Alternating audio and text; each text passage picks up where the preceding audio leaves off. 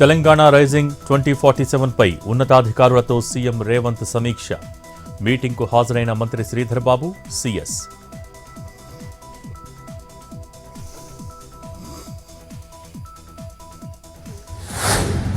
ఎల్లుండి ఏపీ రాజధాని ప్రాంతం వెంకటాయపాలెం గ్రామానికి చంద్రబాబు.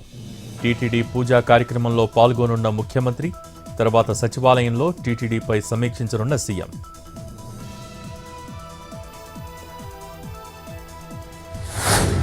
గోదావరి పుష్కరాలకు ముహూర్తం ఖరారు.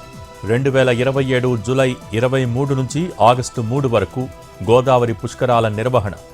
ఇప్పటికే పుష్కరాల కోసం 100 కోట్లు ప్రకటించిన కేంద్ర ప్రభుత్వం.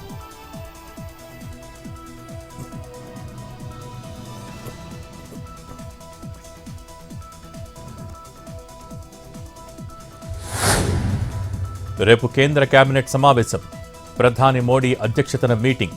పలు కీలక నిర్ణయాలు తీసుకునే అవకాశం.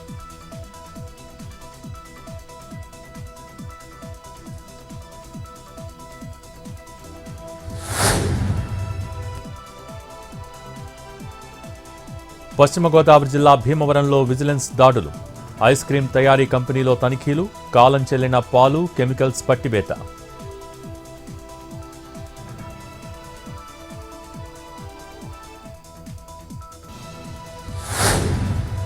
అనకాపల్లి జిల్లా రైవాడ సచివాలయం ఎదుట మత్స్యకారుల ఆందోళన. జలాశయంలో 5 లక్షలకు బదులు 25,000 చేప పిల్లలే వదిలారని నిరసన. ఎమ్మెల్యేను సైతం అధికారులు తప్పుదారి పట్టించారని జాలుర్ల ఆగ్రహం.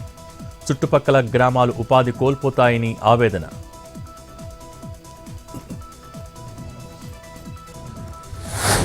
శ్రీశైలం మల్లన్నకు కార్తీక మాసంలో రికార్డు స్థాయిలో హుండీ ఆదాయం.